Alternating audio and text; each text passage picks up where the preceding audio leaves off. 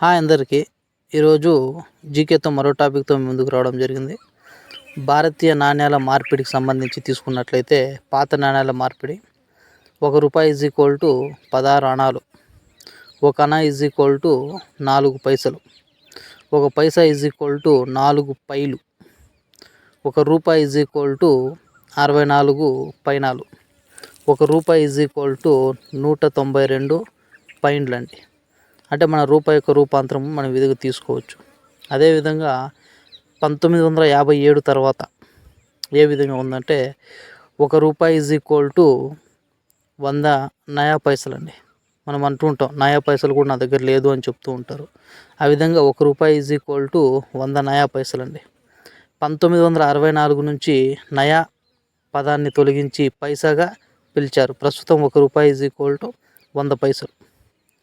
అదేవిధంగా 1957లో భారతదేశంలో గమనించినట్లయితే పాత విధానం 1 రూపాయి ఈజ్ ఈక్వల్ టు 16 అణాలు, కొత్త విధానం 1 రూపాయి ఈజ్ ఈక్వల్ టు 10 పైసలు.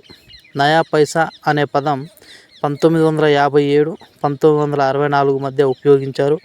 పాత నాణ్యాల మార్పిడిపై ప్రశ్నలు పోటీ పరీక్షల్లో తరచుగా వస్తున్నాయండి.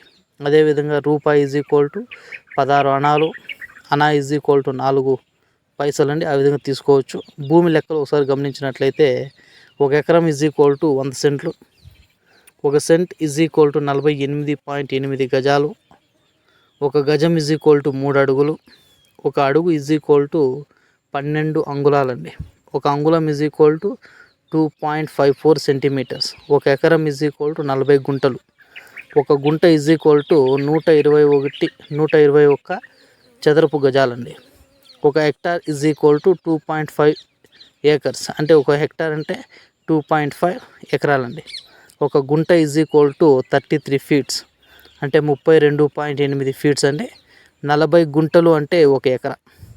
సో ఈ విధంగా భూమికి సంబంధించినటువంటి లెక్కల్ని మనం ఈ విధంగా తెలుసుకునే ప్రయత్నం చేయొచ్చు. సో ఇవన్నీ కూడా మన పూర్వీకులు చేసినటువంటి భూకొలతలు ఇవి.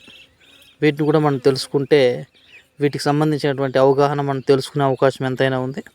సో ఇవన్నీ కూడా మన జీకేలో అడగవచ్చు, అడగకపోవచ్చు, కానీ వీటిని తెలుసుకోవాల్సినటువంటి బాధ్యత మనకి ఎంతైనా ఉంది. కాబట్టి ఇలాంటి ఇంట్రెస్టింగ్ విషయాల గురించి రామ్ అండ్ సాయి ఆర్ట్స్ క్రియేషన్స్ని లైక్ చేసి సబ్స్క్రైబ్ చేయండి. Thank you.